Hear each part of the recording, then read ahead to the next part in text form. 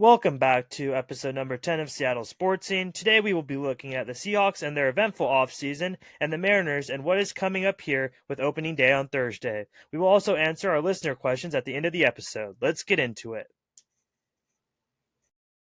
A drive deep to right field, down the line. The Mariners win this game 2-1. Drops back. He's going to throw down the middle. He's got a man. The ball is caught. Game over, It is baby. a touchdown. The game is over. With a shot blocked. Eberle in front for Schwartz. They score! Hey, hey! What do you say? The ground early. Now the cross out to Nor. What a save by Fry! Seattle sports fans, what's going on? We are back with another episode of the Seattle Sports Scene. As always, we are your hosts. I'm That Kraken fan page, and with me is Seattle Sports Season. Excited to get back into another episode of the Seattle Sports Scene this week. Got some Sounders content for you guys today. Kind of go over some injuries with them, some information about how the CONCACAF Champions League went for, or Cup League went for the Sounders. Got some Seahawks stuff happening, lots of big trades, signings, rumors going around as well.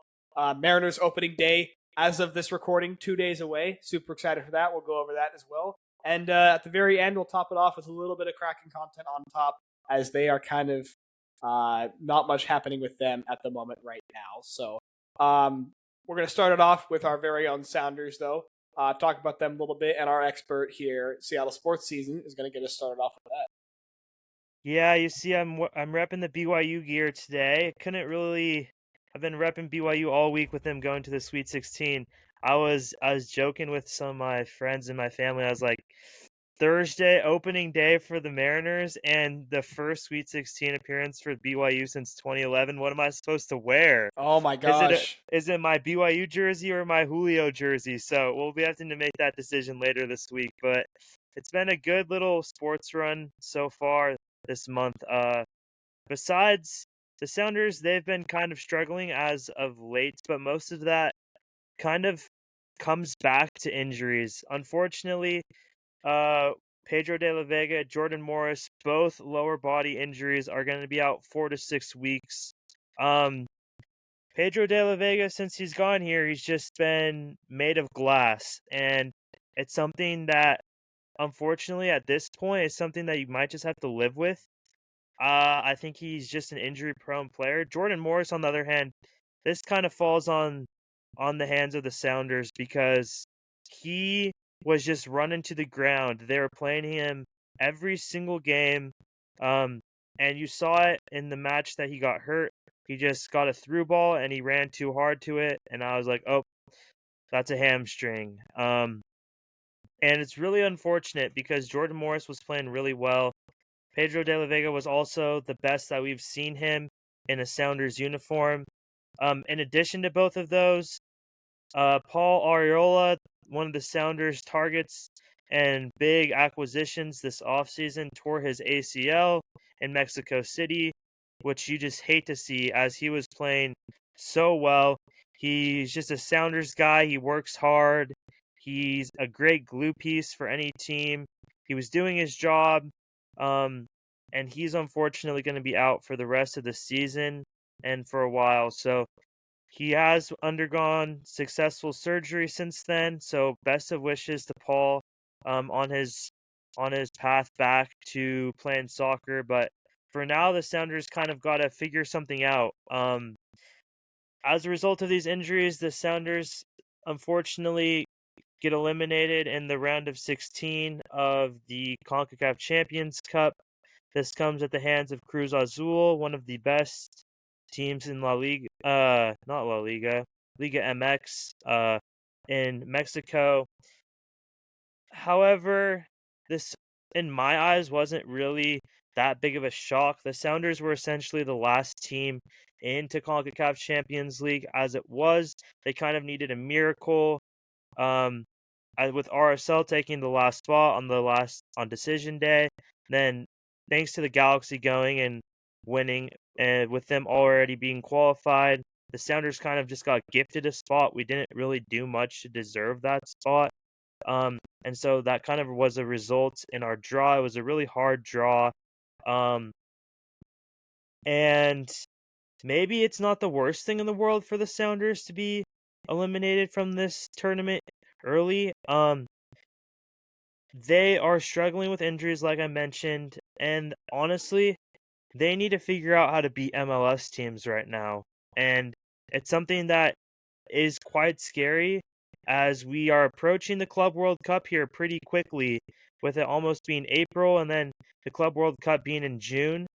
This team is nowhere near the quality that it needs to be come June, and I have honestly have no idea how we're going to get there.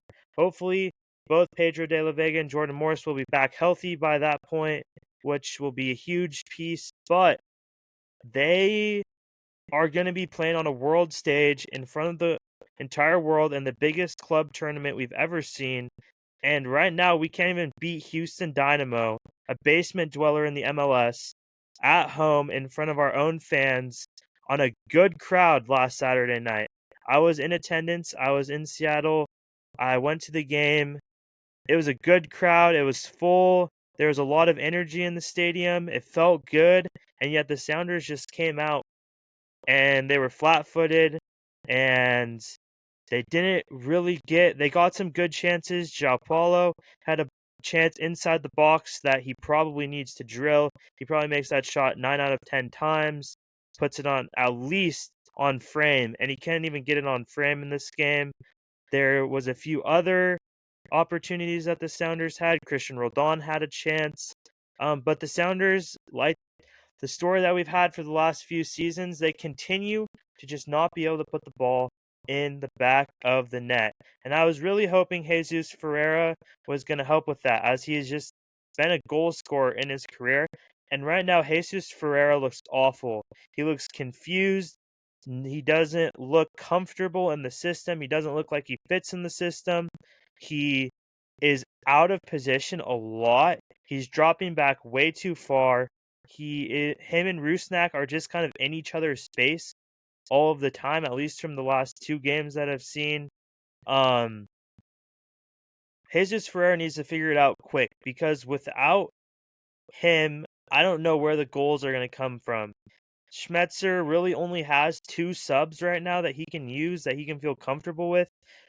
Either bringing Georgi Manungu off the bench or Paul Rothrock, depending on which one gets to start that day. And then you have Danny Musovski, but that's your only 2 options in terms of attackers. Granted, in this Houston Dynamo game, they were missing both Nuhu and Vargas, who were on international duty, so that definitely didn't help. But there's no excuse. You need to be able to take 3 points at home. You cannot be dropping points at home 0-0, well, 0-0 to the Houston Dynamo. And it was honestly just embarrassing. They're going to have a huge opportunity to get back on the right track against San Jose, who arguably is the worst team in the MLS. They'll be playing at San Jose Saturday night. Absolutely have to get 3 points there to kind of get this season going. Right now, tied for 12th in the table in the Western Conference, and it's just been a subpar start to the season for a Sounders team that I was really excited about. So hopefully they can make sense of it here quickly.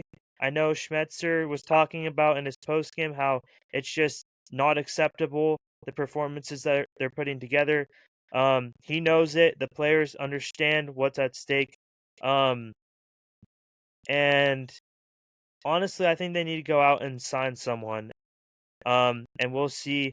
I have a question about that later that I'll get to in the listener questions, but something needs to happen to help the Sounders attack, because we can't just sit around the 6 weeks until Morris and De La Vega get back and just expect to be able to beat these MLS squads, because right now we are not. Yeah, it's a tough position to be in for sure. Do you feel like, I know you said you were expecting a lot more out of this team. Is this to you just like, this is just not the right squad together? This feels like maybe it was bound to happen if things weren't going to go well. Is it a matter of this team just not being able to find their identity yet? Like, what in your mind is going on at the fact that why in the last few games the Sounders have just struggled to get like anything going and have just, you know, obviously being somebody who doesn't watch soccer, I might be susceptible to saying this, but they've looked boring to watch. I've tuned into some of the No, games, they I've are tuned into a lot of boring. it, and it's been boring soccer to watch. So, in your opinion, what's causing some of these issues, minus just individual performances not coming through? Yeah, Houston was a snooze fest. It was a It lot of was. just ball in the middle of the field for both teams, which as Houston Dynamo, you're perfectly happy coming in to Seattle, which is supposed to be a hard place to play. It's not becoming a hard place to play. The Sounders haven't been able to defend their home field here for a season. Last year we were not very good at home. You need to turn Lumen Field back into a fortress, and quite frankly, I think the issue, as this is probably very similar to hockey, is you just do not have consistent players playing with each other. And originally, that was a result of playing midweek, weekend for about 3 weeks in a row, 4 weeks in a row to start the year. That resulted in injuries. It resulted in players that were playing with new guys, new combinations of guys. Almost every game, Schmetzer was not keeping it consistent at all, but that's what you have to do to try and keep players healthy. And now I think what they need to do is they just need to find a lineup that they like. It's also tough right now on international duty for two of our arguably our best players in Nuhu and Vargas. Once they get back, you got to find a consistent lineup that you're comfortable with, and then you give an opportunity for those players to kind of build together. And really, Jesus Ferreira just is the X factor. He just needs to figure it out. If he can figure it out and start to get some goals and get on the score sheet, then I think the Sounders team is going to be okay, despite the injuries. And has like strength of opponent kind of been an issue that's against the Sounders side? I know Houston, not a good team. You should beat them at home. Has strength of opponent been something that's like been against the Sounders in a sense? Have they been playing teams that they shouldn't beat, that they aren't winning or beating, or aren't playing well against, or is this just struggling against bad teams as well? It's a bit of both. I mean, they did start with the Charlotte squad opening MLS opening day. They played a Charlotte squad at home in a game that they should have won. They put in an own goal. Frustrating, but that's a good Charlotte team. They have three extremely talented forwards. You hang your head, you hang your hat on the fact that you gave up only one goal in that game besides the own goal. Um, and they looked really good in that game. You also beat LAFC, obviously, who's very talented, albeit that was a matchup of B teams, as both teams were focusing on different games. But you still put up 5 goals at home against LAFC, which is never something that can be looked down upon. That's And then respectable, no matter who you're playing. yeah, if you put 5 goals in against anybody, you're doing something right. Um, they also they played they played St. Louis. St. Louis is probably going to be one of the best defensive teams in the league this year.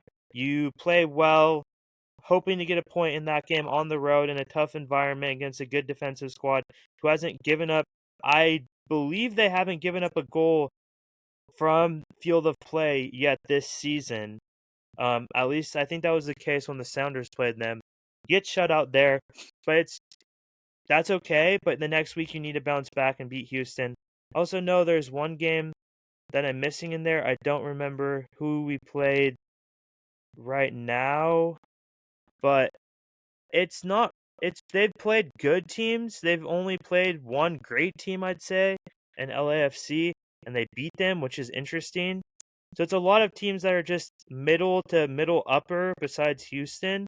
But those are teams that if you want to be contending for the supporters shield, if you want to be contending for home field advantage all throughout MLS Cup, you have to be able to beat the mid to upper tier of this league, or else you're going to be fighting for a playoff spot come the end of the season. Salt Lake was the game that you went to. Oh, Salt Lake, they were one of the yeah. games that was there too. That was one that we definitely should have gotten a W Yeah, on, right? Salt Lake is awful. We should have destroyed them. Yeah, yeah. That was another game that I watched. That was really really disappointing to So see.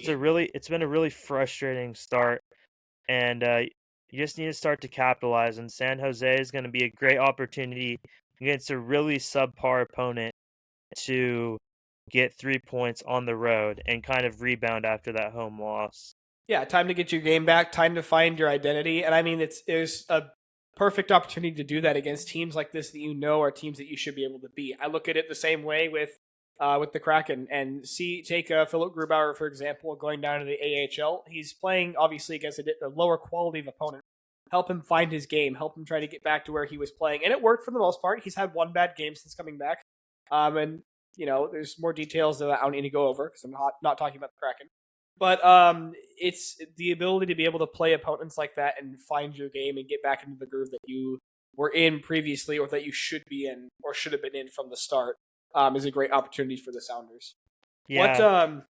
What needs to change before the World Cup comes around with this team? Man, I mean, Obviously, a lot, because this expectation- team should be a lot better.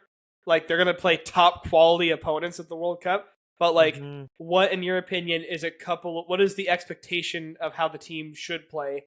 And what needs to change to meet those expectations or exceed those expectations? The expectation is not to win, but it's to make yourself look competitive. You're not probably going to win any of those games. But the team that rolled out there against Houston is probably losing 8-9 to 1 against PSG or Atletico.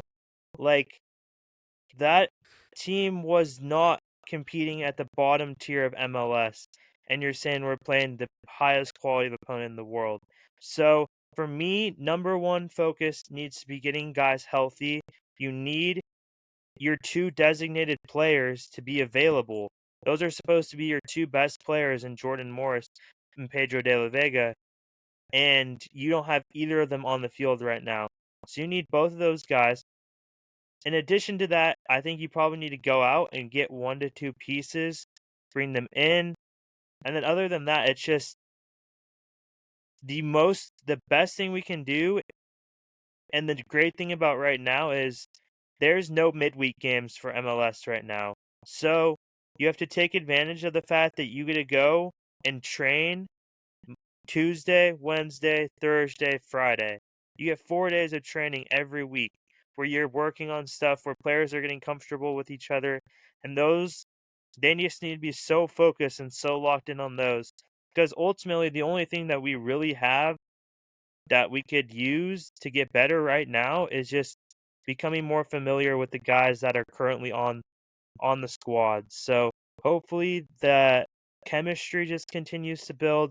You get your two designated players back healthy, and you can bring someone in, at least one person in, to help fill the hole that losing Paul Arriola was going to fill. And hopefully you can bring in even a second guy to kind of help with that production, because it's pretty clear right now that this team is nowhere near the quality that it needs to be. Yeah, absolutely. Last question from me. Anything that we, well, and by we I mean anything that we as people who are not familiar with soccer, or us who are viewers of the Sounders or just soccer in general, need to know about the World Cup coming up? Is, like you said, we're approaching the time fast. It came a lot faster than I thought it would. I can't believe it was only a couple of episodes ago we were talking about it, and we were like, "Oh, it's way off in the future. It's still far out." But anything new or anything interesting we need to know about this World Cup? To everybody out there that just lives in Seattle, just be excited. Like, it's going to be, if you have the opportunity, go up to Seattle, be around the stadium. There's probably going to be festivities around Seattle. There's going to be fans of other teams traveling in, and it really should just be a fun experience for everybody. Obviously, I would say get tickets if you can. They are expensive, but it's a really unique opportunity. As fans of soccer, um, if you're looking to get into soccer in the Seattle area, go look up Seattle Sounders First Ticket on Us program. It's a really, really cool program that they just dropped that basically gives fans access to games for free, Sounders matches for free at home. If you haven't gone to a match before, they are paying for tickets to sending people there to try and build their fan base even more. It's a really cool program. I'd had people on my account message me last week. Um, they used their free tickets for the Houston game, and even though it was an awful game, they still said they had a great time. They wanted to be more involved. They wanted to know where to watch them again. Um, so just be involved, get out in the community, and be around the Sounders fans because it's just going to be a great opportunity for the city of Seattle to show what we have and show it's going to be a great test for the actual World Cup, which will come around in 2026. Gotcha. Yeah. Thank you for the breakdown and everything that you have given us about the Sounders. I learned something new every time we talk in every episode, which is great. And I hope that all of our viewers are learning something new as well. I spent my whole life growing up thinking soccer was a dumb sport that had a bunch of, you know, we I can't find the word for it, but weak players playing it who just, it's boring. You go back and forth. You end up with a 0-0 game. And, it's still not my favorite sport to watch, but from listening to Seattle Sports Season here talk about it, from watching a few games, and even the excitement of the World Cup coming up, and even the excitement of me eventually going to a game at some point, which I have only been to one, and it was a long time ago. I've really become somebody who's now looking out for that Sounders news, who's watching the scores on my phone, watching the game if I have the opportunity. And that's our goal here with this podcast and with our page, is to try to get fans who are maybe Mariners fans or maybe just Seahawks fans or just Kraken fans to kind of integrate into watching all four of the major sports in Seattle, which is really our goal here with this podcast. So, but that's awesome. That's great. Anything else about the Sounders from you? No, it's just heading to the Seahawks. I think this Seahawks section for today is going to be pretty brief, as the Seahawks offseason still has a lot of time left. They're not really in season right now. We're going to have a lot of time throughout the summer to kind of break down the Seahawks offseason more. And honestly, I kind of want to hold off a lot of my thoughts until I see what they do in the draft, because I feel like that will have a big impact on how I view some of these signings and how they choose to spend their money. But that being said, we just wanted to go over some of the deals in case you guys had missed them and just give a little bit of our thoughts, starting off with maybe the biggest one, the homecoming of Cooper Kupp. He comes home. This is kind of a result of the DK Metcalf trade to the Raiders and the cutting of Tyler Lockett. My just initial thoughts, I think Cooper Kupp is a fantastic player, one of the best wide receivers we've ever seen when he's healthy. He is electric. He is an awesome slot guy. I'm interested to see what they're going to do with him and JSN, who are both fantastic slot receivers. I'm interested to see if they're going to move JSN outside, or what they're going to just do with that whole situation. But I'm still really happy. I think it was a pretty fair deal. It wasn't like a bargain deal, but I don't think we overpaid for him. So happy to have Cooper back in Washington. As some of you know, he went to Eastern Washington when he played his collegiate days. So hopefully it ends up being a good signing for the Seahawks, and we'll see. What were your thoughts about Cooper Kupp? I was stunned. I didn't think it was going to happen, and it was a lot of wishful thinking. I love Cooper Kupp. I don't like the Rams. I love Cooper Kupp. I've secretly always wished he'd come and play for us, but thought it was very unrealistic. So this is kind of a little bit of a dream come true for me. But I'm very excited to have him on the team. I love that he's being able to come back to play for his home state. Yeah, I think he's a great guy. I think he's a great player. I think he's got a lot to prove still, and I think he's probably the Seahawks, I'm sure, were not his choice only because of wanting to go to a competitive team and wanting to go back to his home state. I'm sure this is a little bit of an FU to the Rams as well. He very publicly wanted to stay with the Rams, and they did not want to keep him. They let him go. Ultimately, he signs with the Seahawks. And it may not be, but I know for sure he wanted to stay in LA. So I feel like this might be a little bit of a, because if you want to respect your team that you're leaving, you don't go sign with a rival if not one of the biggest rivals. Seahawks fans remember Richard Sherman. Like, need I say more? But yeah, one thing on the topic of wide receivers, but not necessarily on Cooper Kupp. Why are we signing so many wide receivers? And I know a lot of these guys are probably going to go to the practice squad, but we currently have 1, 2, 3, 4, 5, 6, 7, 8. We currently have 9 wide receivers signed on our roster currently as of today. And I expect them to, honestly, I have them drafting 1 to 2 more wide receivers. Agreed. Because I think a lot of those guys are just depth pieces. You don't really know what you're going to get health-wise with Cooper Kupp. You hope JSN stays healthy. He showed so far that he can stay healthy. And honestly, I am still not comfortable having Jake Bobo as our third wide receiver. I don't think that would be the greatest decision that the Seahawks have made. But I think a lot of it's just depth. Competition makes everybody better. The more guys you have in there, the more guys are competing for reps, the better they feel like they have to play. And so you really are just going to get the best out of everybody. But yeah, they have kind of gone crazy with some of these wide receiver signings. And it's actually 10 because this roster doesn't include, I forget his first name, Sims, who we signed just a few hours ago. It doesn't include him on here. So there's 10 wide receivers on the Seahawks roster.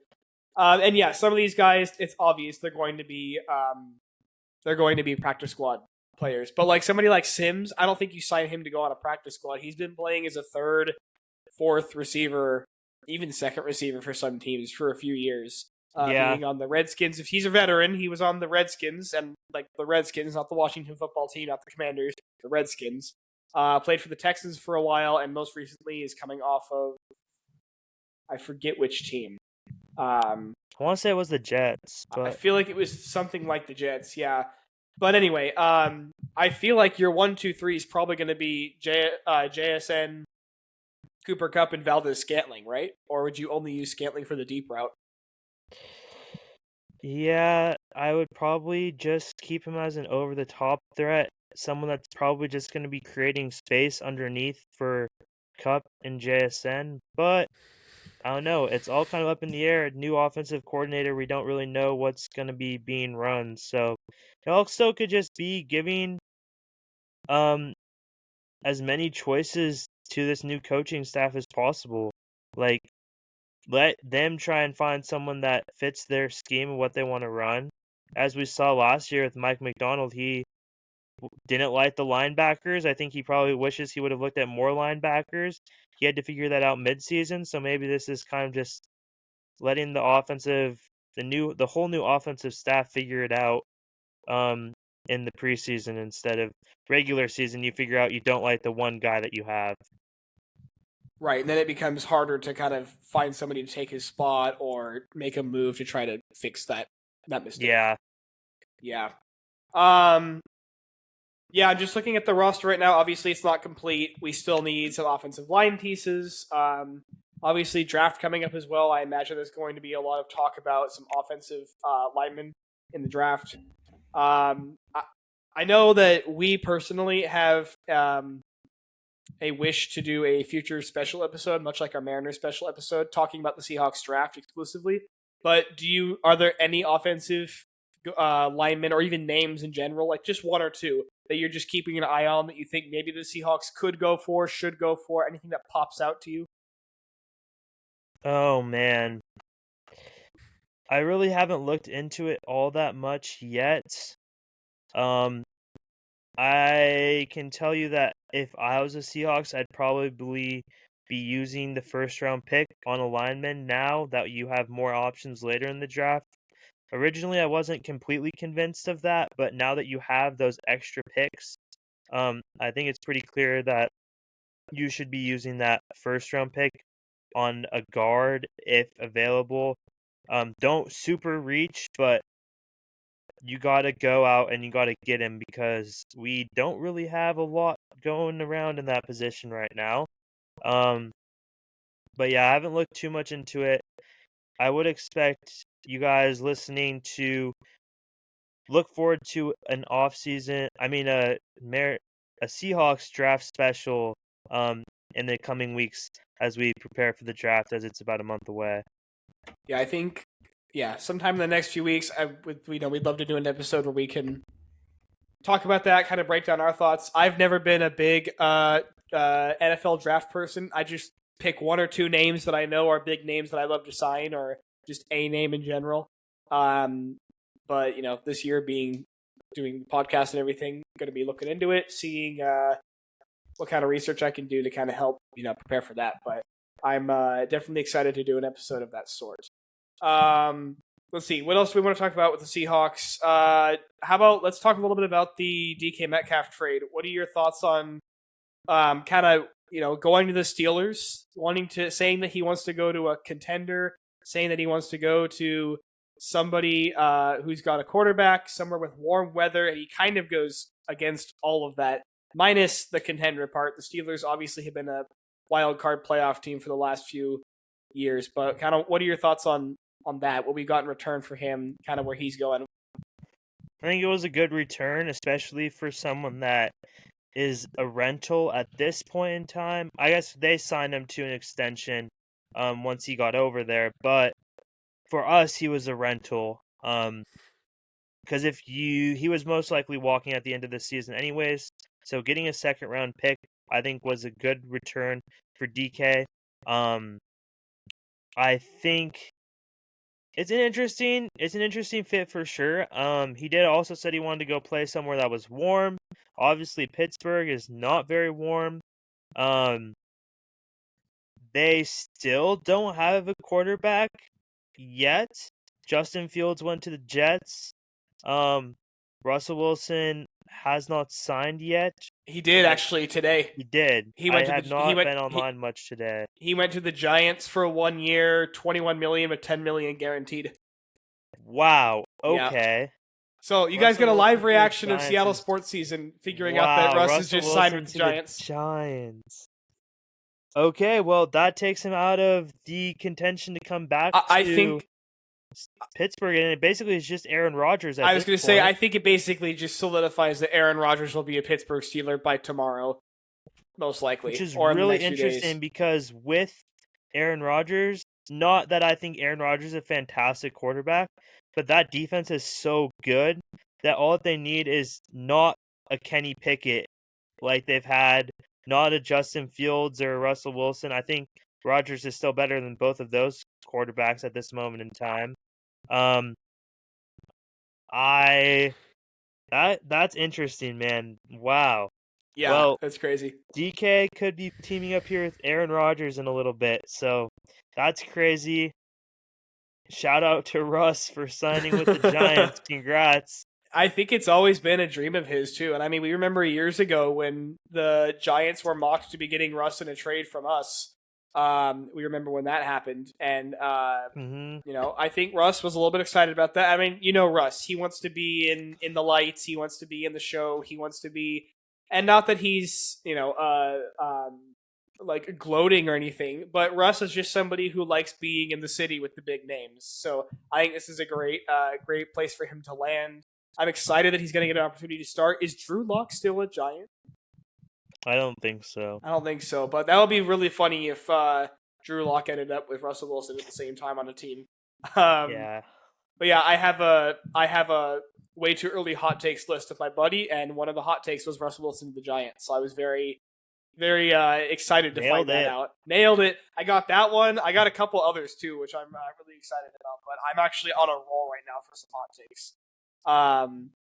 Yeah, so DK, like we said, a little bit ironic that he goes to kind of a contender, someplace that's cold, and they don't have a quarterback right now. But who knows? Maybe he kind of foresaw Aaron Rodgers or Russ, and he was okay with both of them.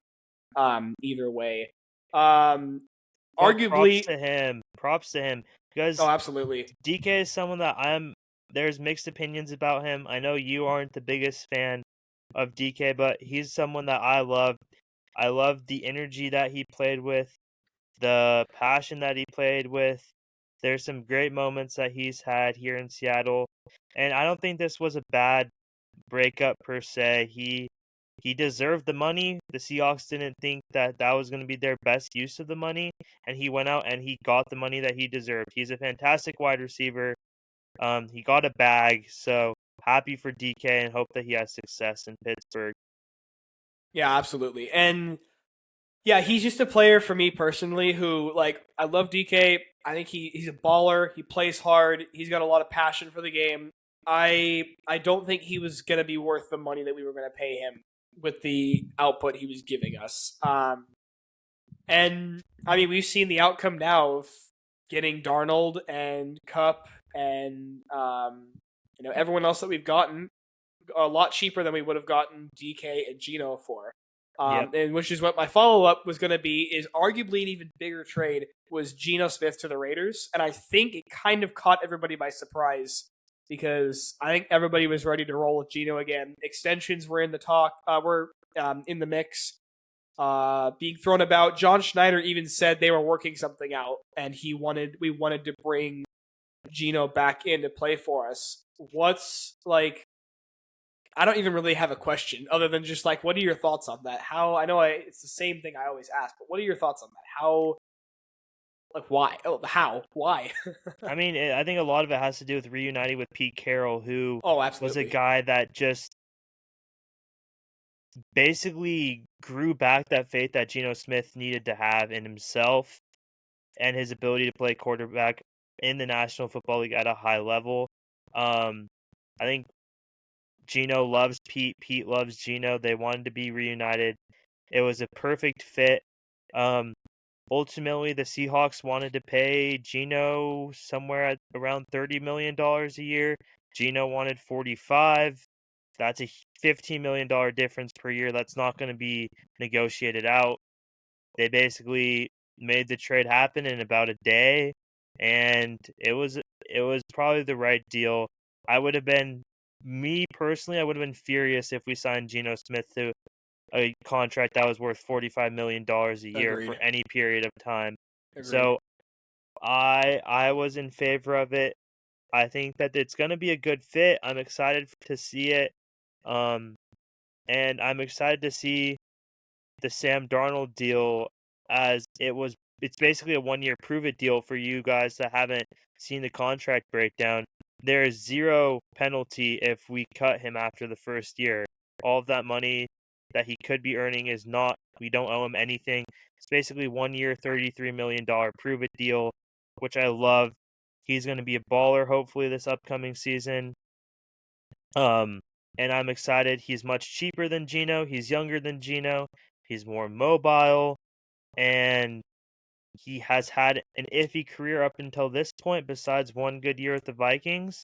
But if he can be anything like what he was last year, I think the Seahawks are going to be just right where they were. Hopefully a little bit better, but right at that 10-win mark, contending for a wild card spot again next season. Yeah, and Darnold's an interesting quarterback where when I heard we were signing him, I was a little bit like, Sam Darnold? And he had a really, really good year last year, but he's definitely been a big question mark quarterback in the last many years of his career. But as you read the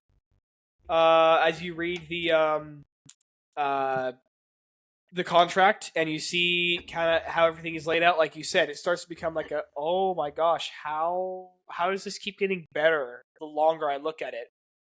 So it really, really helps us for if this doesn't work out for a season, and it's really like this did not work out. You got a good fallback that's not going to hurt your team if you have to take that fallback option.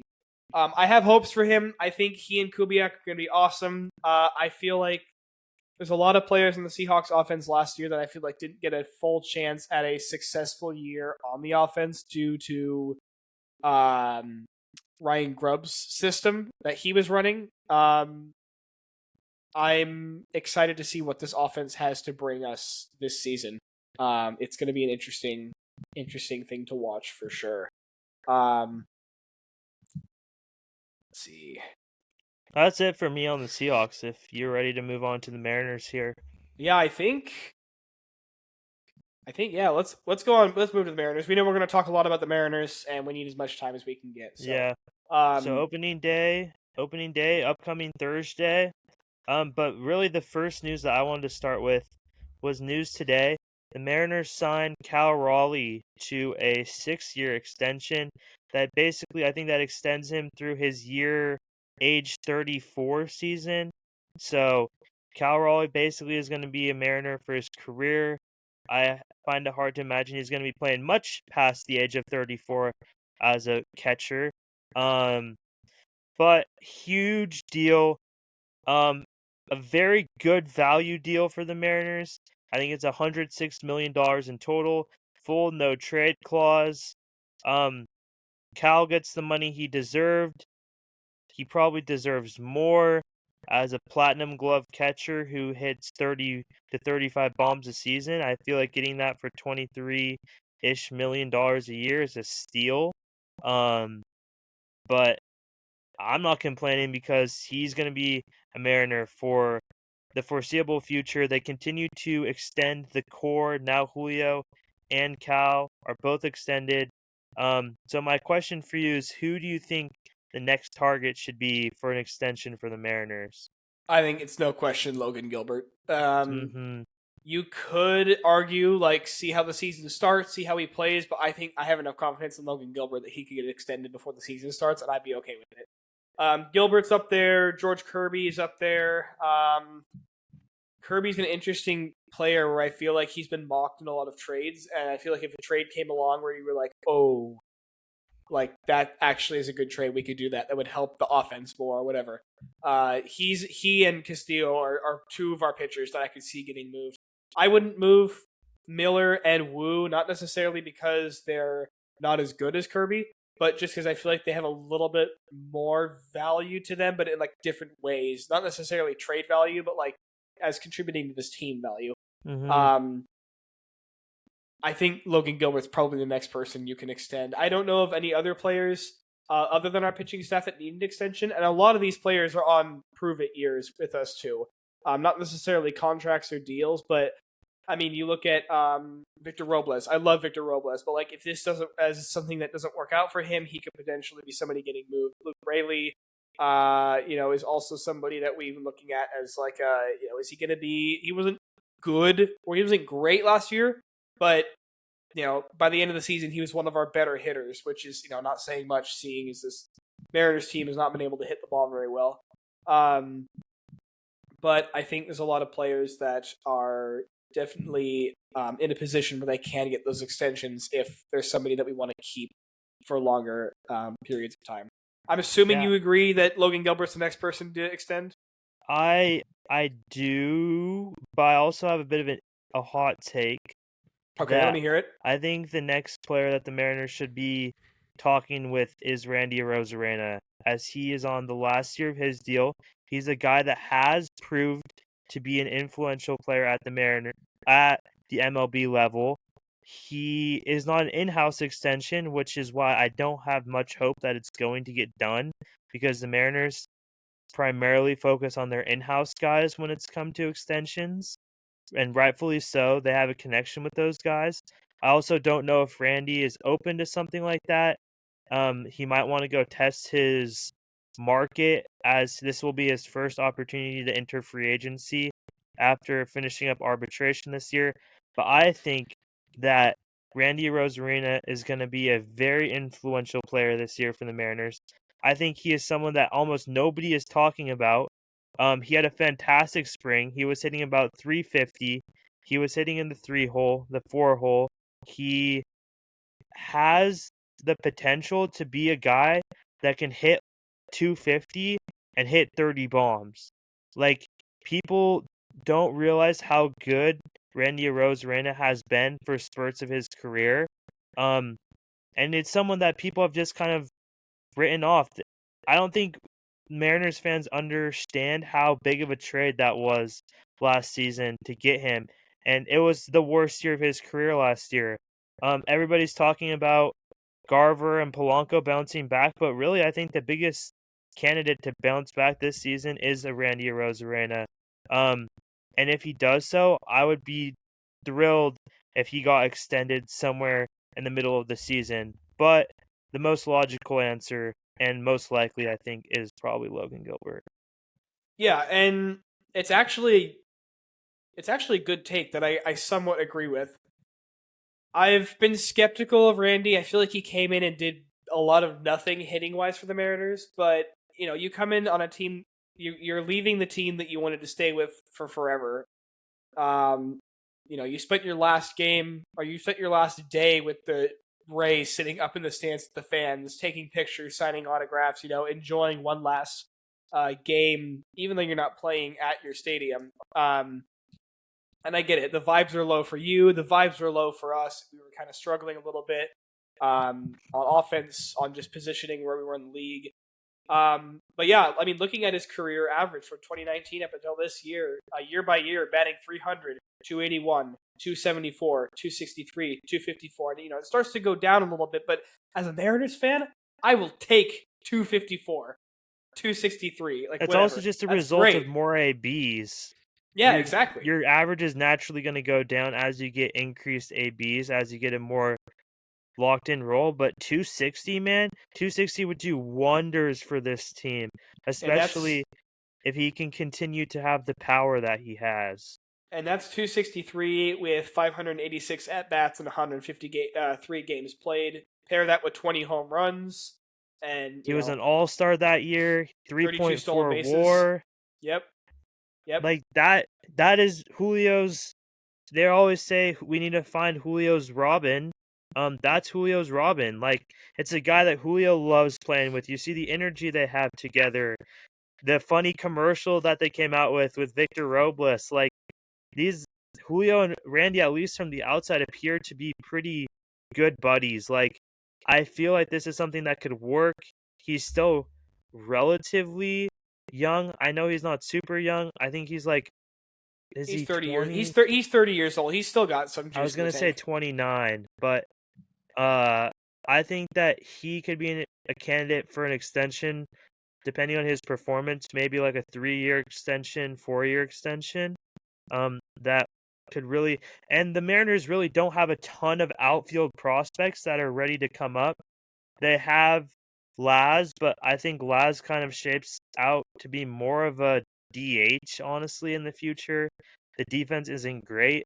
And other than that, you have Johnny Farmello, who's probably still 3 to 4 years away from the major leagues. It's I totally just blanked. Oh, and I mean, on top of all that, who doesn't want a full season of an outfield that consists of Julio Rodriguez, Victor Robles, and Randy Arozarena? I mean, we saw Exactly. last season the amount of enthusiasm and energy going around between the three of them. Like, I'm excited to watch that. That's going to be so much fun to watch and see, and just kind of see the energy. And Julio's going to thrive with having that energy with him in the outfield. No offense to the other outfielders we have playing out there with him, but very low energy compared to Julio Rodriguez. So I think this is going to be great for him to have some of that energy out there with him. Robles is a funny guy. Arozarena's got a humorous personality as well, and they're going to be fun to watch. It's going to be fun to watch. That kind of leads me into my next question for you. Who is your number one player to watch as we come into Mariners opening day? Ooh. Gosh, I've got so many. I kind of answered it. I'm watching Randy. Yeah. Mostly. I feel like I have 3 people in particular that I'm really hopeful to have great seasons. One, Okay, Matt let's Brash. just talk about those 3, and I'll kind of share my opinions on them as well. Okay, Matt Brash, coming back full season and not playing baseball. We know he was filthy when he was playing with us 2 seasons ago. I think he's excited to be back. He's ready to be back. He's locked in. I'm excited to have him back. I would be keeping an eye out for him this season to see how he can be playing for occasionally closing for Munoz or setting Munoz up, or just playing as that eating up innings player. I'm excited to see how he plays there. Do you want to give your take, or want me to just keep going down the list? Yeah, I think Matt Brash is going to be huge for the Mariners this year. Huge. And I mean, I've Hopefully, heard. he's not going to be as good as he was in 23 just because we ran him into the ground that year. He led the majors in innings pitched as a reliever, and I think they're going to be a little more cautious with him after that resulted in his arm being hurt. But Yep. he's still going to be up there with a ridiculous K per 9. Hopefully the walks are now something that he can control a little bit more, but he's electric. First spring training outing, he had 98 on the first pitch. The sinker looked disgusting. The breaking ball, you know what that is. One of the best pitches in baseball when it's going. So Matt Brash is going to be huge to the success of the Mariners this season. Yeah, absolutely. And yeah, my mind is just gone today. Has something else I was going to say about Matt Brash, and I have forgotten already. Second player who I think we could keep an eye out for, Brian Wu. I think Wu. He finished off the season last year. I don't mean the last week or last 2 weeks, the last month. His last 3 months of baseball, he was like electric. Like, oh my gosh, he was so good. I knew like, oh, Brian Wu's pitching. He's gonna give up, maybe 1-2 hits in his outing. He's gonna keep a team at 0 for 6 innings or 5 innings or whatever. I think Brian Wu this season has potential to play right behind Logan Gilbert in the 2 spot. I go ahead and give your thought. I can see there's something you want to say on that. Yeah, it's a crazy hot take, but honestly, Brian Wu is someone that I could see as a dark horse for a Cy Young. I Oh don't think yeah, I don't absolutely. think he will win it this year. Mm-hmm. There's a lot of other talented pitchers, and I also think that MLB awards are kind of biased, actually extremely biased. You kind of have to be good for the year before to win the award the next season. Most of the time, unless if your numbers are just absolutely incredible. But if there's any sort of like debate between the two players, it's usually going to go to the guy that's more established. Yep. So Brian Wu would either have to put up insane numbers this year, like Skubal did last year, where you won the Triple Crown for pitching. But I think he is someone that definitely could win a Cy Young in the future. It's so dominant. His pitches are so dominant. The arm angle is just and release point is just so funky. Um, Players still haven't been able to figure it out. And if they haven't figured it out at this point, it means that this is going to be something that probably is successful for a long time. The key for him is just staying healthy. He's just got to stay out there on the field. Yeah. No, I agree. So if he can stay healthy, I do think that he's somebody who could even outperform Gilbert at times. But I'm not going to go that far and say that's solidified. Because Gilbert, obviously, very good pitcher. I just love watching Brian Wu last year, and I think he's got a really good arm, and I think he's got lots of potential to be one of our biggest, or if not the biggest pitcher, on this team. My last player is somebody who I think is kind of forgotten about, who was only started in 21 games for us last year, or played 21 games. He pitched 19 innings, 25 strikeouts, 7 walks, gave up 15 hits and 8 runs with a 3.72 ERA. Troy Taylor, 23 years old. I think he had a pretty fantastic outing for us when he came up to play for us last year. And I'm very excited to see how he can play this season. I'm not necessarily saying he's going to be a superstar or he's going to be incredible. And we know how these bullpen pitchers have been for the Mariners the last 2 years with on and off good and bad seasons, or even parts of the season where they're good, parts of the season where they're not so good.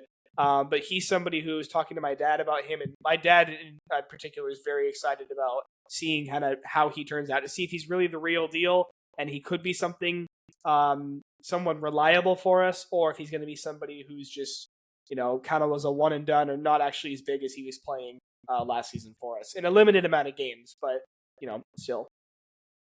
Yeah, his status is kind of unknown. We don't really know much about it right now, as he got hurt during it. We don't really know what exactly the injury was. It was kind of just I think it was a right strain, something in his arm. Uh huh. Um, DePoto initially said that it didn't look great. He then said about a month ago that he was optimistic that he might be able to be up for opening day. Obviously, I don't think that's going to happen as we didn't see him in any, at least, major league games. He's probably someone that's going to be around the same time frame as Matt Brash. Matt Brash probably before him. But yeah, I agree. He's someone that was electric last year. He kind of came up on a whim because they needed an arm. Then his stuff ended up looking really good and they kept him around and he performed really well. So there's a lot to be said about the Mariners bullpen, and a lot of people were concerned about it. But there's a lot of things I doubt about the Mariners every offseason and their ability to develop players, but their ability to consistently roll out a good bullpen, no matter who they have, and just turning guys off the scrap pile into sub 3 ERAs that are ground ball machines. Like, the Mariners are really good at optimizing the players that they have in their system, especially in the bullpen. And so the bullpen is something that I always just trust that whoever they choose to put in there, they chose them for good reason. And almost all of the time, those guys end up being really good. I think a name that also most likely is going to be starting on the major league roster is Carlos Vargas. He's someone that also has electric stuff. He was playing in AAA for most of last year, for almost all of last year. Good fastball, struggles with location, but he is also someone that can make an impact, as he's probably going to be taking one of Brasher, Troy Taylor's spots to open the season. Yeah. And I know I said 3 players, but I know I listed 3 pitchers. For those of you who are wondering, who should I be looking out for offensively? Without going into too much detail, obviously Ryan Bliss, got to look out for him. He's do we know if he's starting officially? Is he on opening day roster? No, they haven't announced that. All that we really know is they selected Rowdy Telez's contract, so he will be on the opening day roster. But I haven't seen any official rosters yet. I think that'll probably be tomorrow. Okay. Yeah, Rowdy Telez is also another player. Bliss was never optioned to minor league camp, so that basically all but confirms that he'll be up. Okay. So yeah, Ryan Bliss, be looking out for him. He was the first Mariners prospect I ever learned about and watched his progression, so I'm very excited to see him be able to play on an opening day roster, or at least be up with the team during that opening day.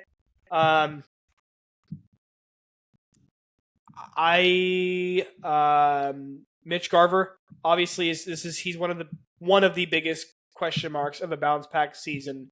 About how Mitch Garver is going to play. I think he did fine in spring training. Got a couple of home runs, hit really well. Yeah, I was very impressed. So good to see that from Garver. Polanco also had a fantastic spring. Polanco's another name, obviously, offensively, yes.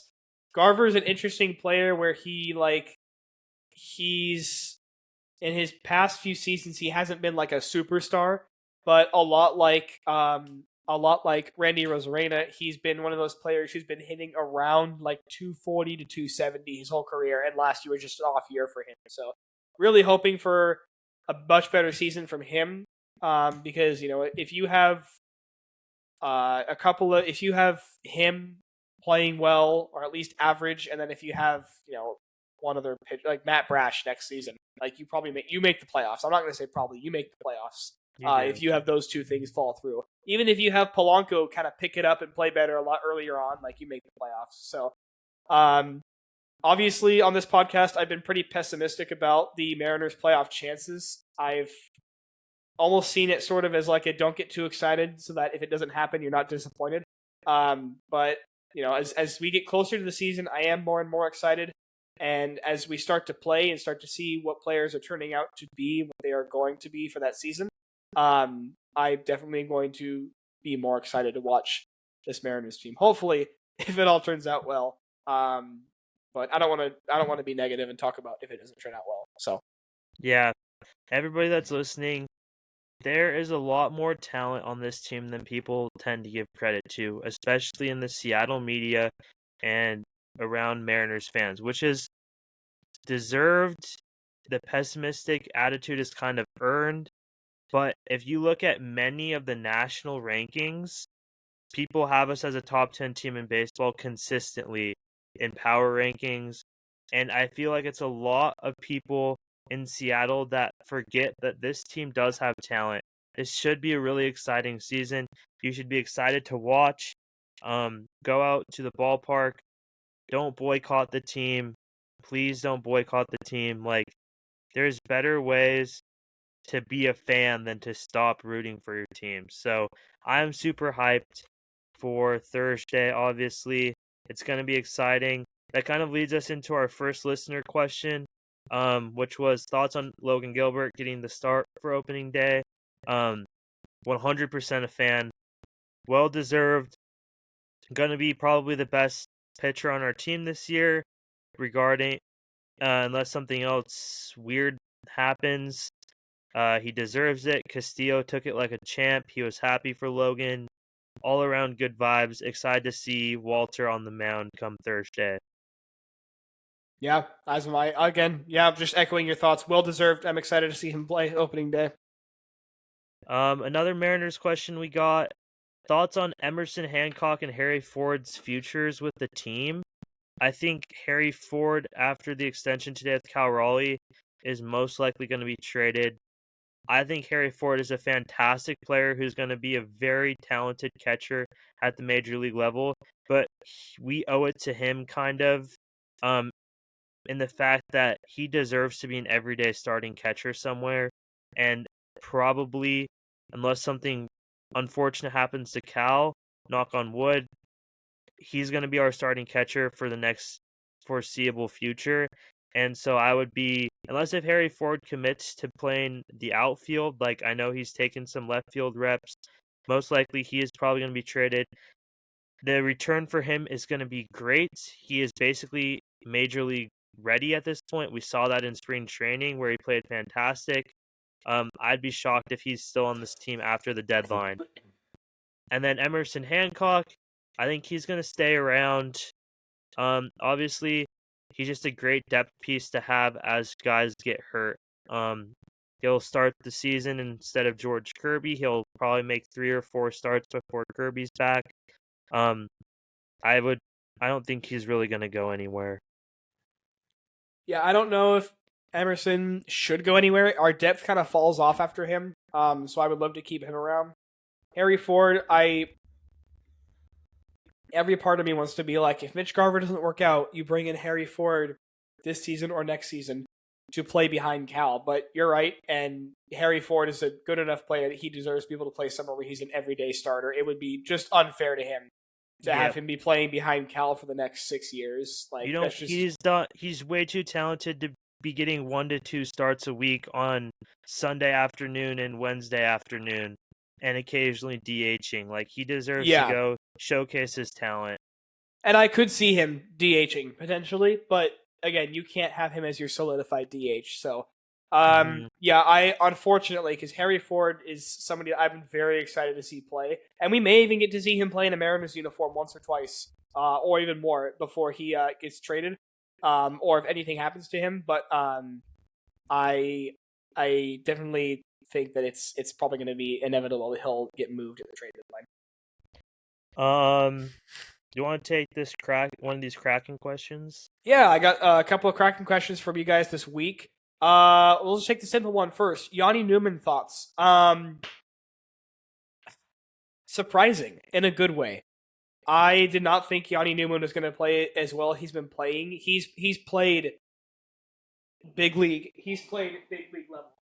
He's been phenomenal with his performance on offense, with his defense, with his puck handling. His hockey IQ is there. He sprung a couple players on breakaways. He's been right there getting good passes in for some close, what should have been an assist on a goal. I've been honestly really impressed with his gameplay. And it makes me really excited to see how he's going to be playing next season when he's on this roster full time. With that being said, his shot is electric. Oh, absolutely. He's got an electric shot, beautiful shot. And it's why he was an all-star this year for the Firebirds, although Actually, was he the All-Star for the Firebirds? Um, but also makes me excited to see him play next year. But with that being said, the Firebirds are missing him down in Coachella for sure. They've been struggling to win some games recently.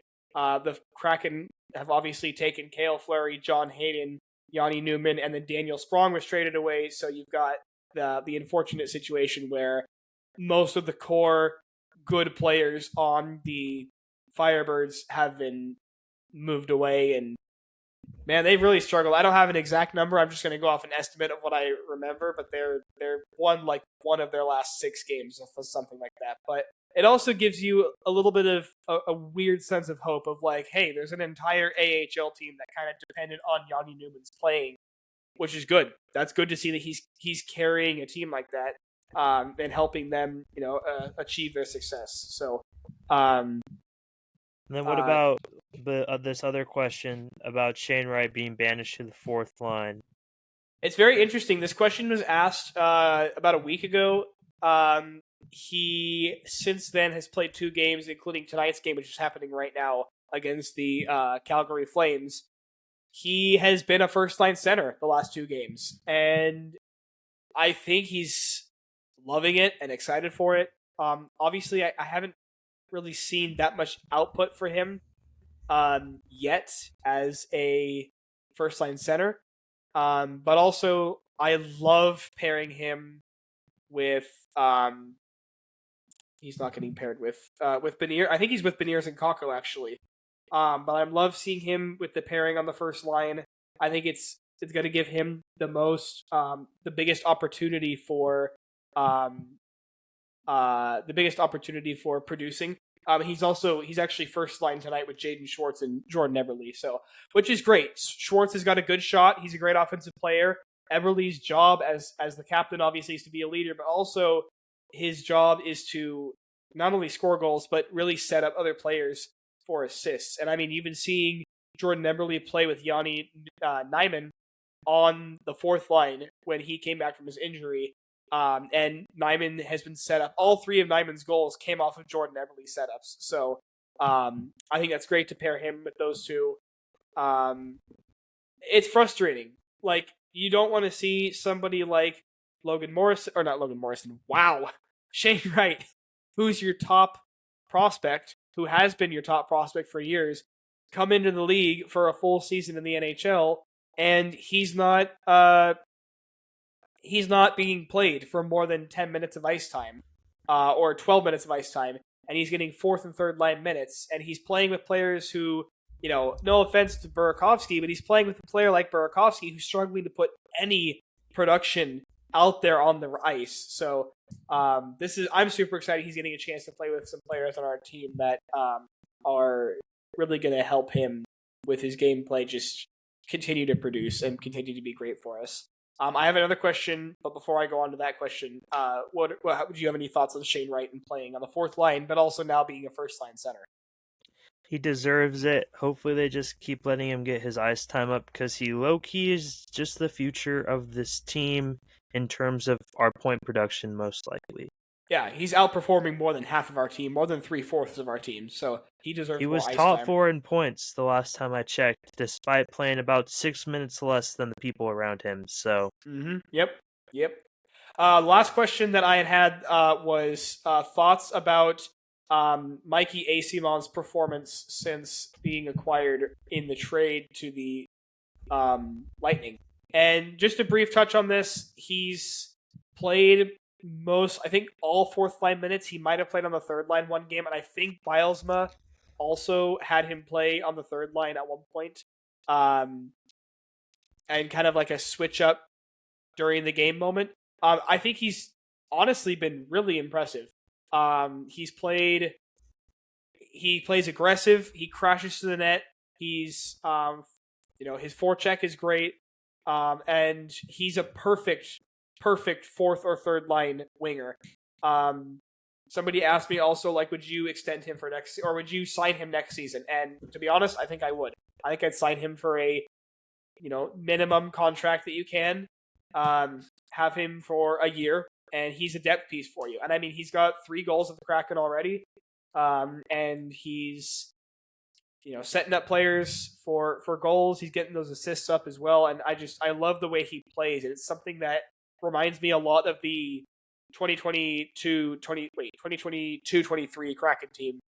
That players like Geeky, Donato. He reminds me of players like that, just a lot faster and a lot taller. But yeah, that's my thoughts on AC Mon playing on the team. He's done great. I think he was a little bit of a steal in this trade among the first round picks that we got. Yeah, I think that's all for me this episode. Unless you have any other closing thoughts. Nope, that's it from me too. Keep it a little shorter than last week's episode, which put our listeners through the pain of listening for an hour and 20 minutes. But yeah, try and wrap this up here. Yep. All right, guys. So hopefully we're coming back next week. Mariners took 3 out of 4 against the A's to open the season, and everybody performed well. Hopefully energy's good at the ballpark, and the Sounders grab a victory at San Jose on Saturday night. Yep, that would be awesome. But yeah, opening day coming out for the Mariners. Super excited. Kraken coming to the close of their season. And keep an eye out in the coming weeks for our mock draft special episode for the Seahawks. We'll work on getting that ready and up and ready to go in the next few weeks. So thank you guys so much for listening. Again, if you want to have more ways of contacting us or finding more content from us, we are both on Instagram. You can find me at That Kraken fan page. You can find my friend here at Seattle Sports Season. And we've got a great community of fans that love interacting with them. So hope you guys have a great rest of your night, day, wherever you are, and we will see you in the next one. See ya.